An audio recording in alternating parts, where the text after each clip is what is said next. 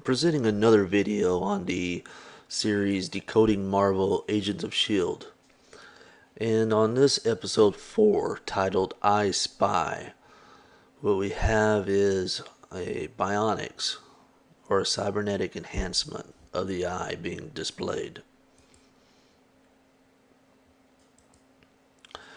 So in this particular episode,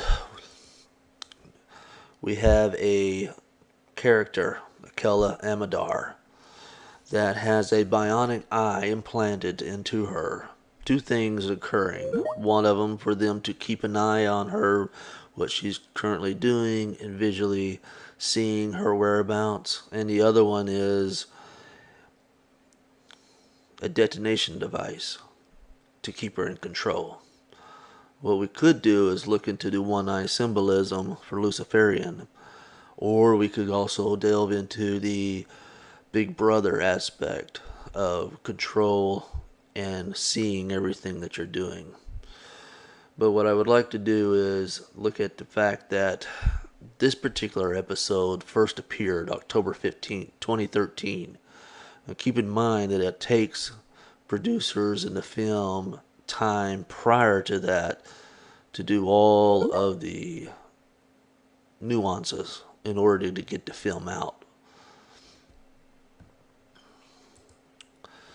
Now some of you may do a recall for a throwback.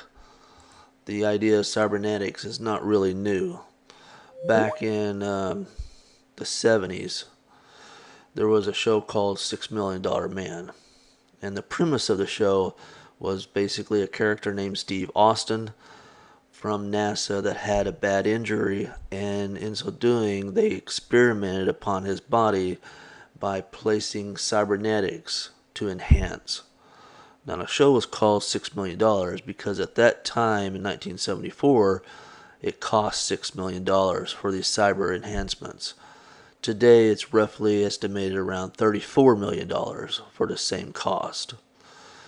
Now, Steve Austin had his right arm, both legs, and more importantly, left eye replaced with the bionic implants.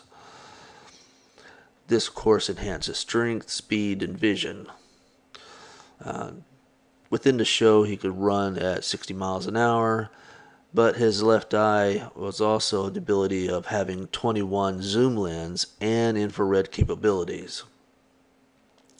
This particular show aired between 1974 to 1978. Now we move forward in May of 2012, where we have men actually taking in clinical trials carried out in Oxford Eye Hospital at King's College in London. And what they end up doing is they actually created, similarly, a bionic type of device for blind to be able to see.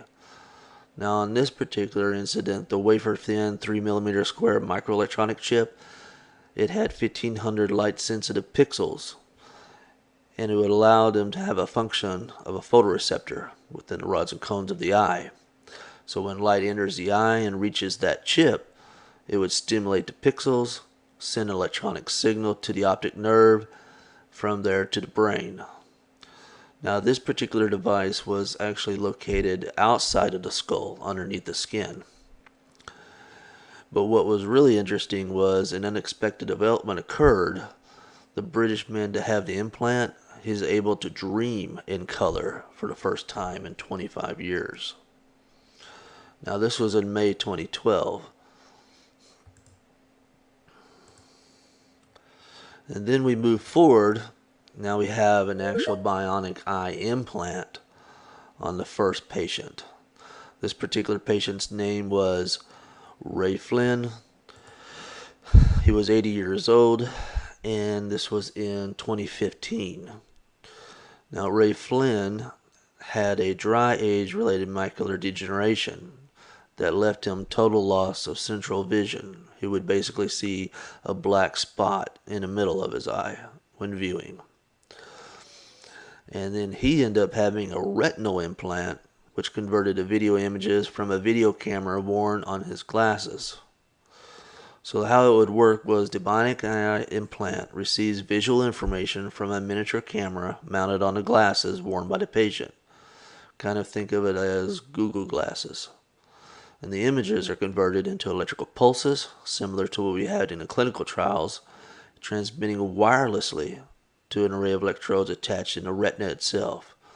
This was not outside the skull, but actually behind the retina within the eye itself. And these electrodes would stimulate the retina remaining cells, sending that information into the brain.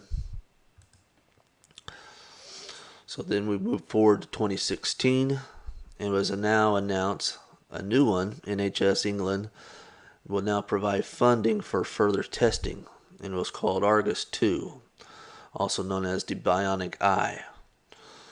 So this was now provided for 10 patients with retinitis pigmentosa RP. It's an inherent disease causing blindness.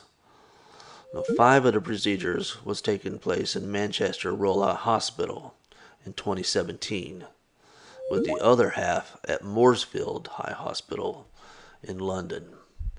So again, we have Marvel providing a look at, no pun intended, into bionic eye, and then prior to that it was actually submitted into the patients through clinical trials.